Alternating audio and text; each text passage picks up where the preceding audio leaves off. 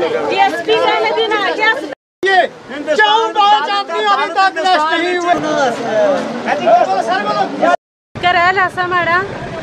सवेरा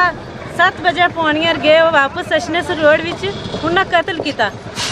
शरेआम मारिया ने, शरेआम मारी तो उसकी बाद क्या किया ने जे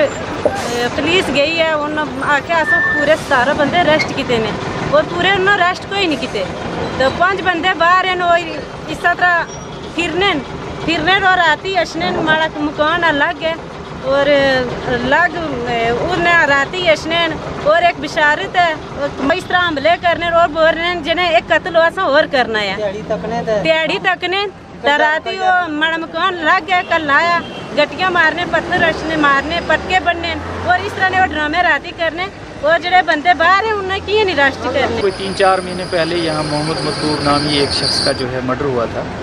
उसमें तफ्तीश मुकम्मल होकर जो 17 लोगों के खिलाफ चलान हुआ है वो चल रहा है कोर्ट में और उन 17 में से 5 लोगों के खिलाफ जो है 512 में चलान हुआ है, वो अभी तक एब्सकॉन्डेड है,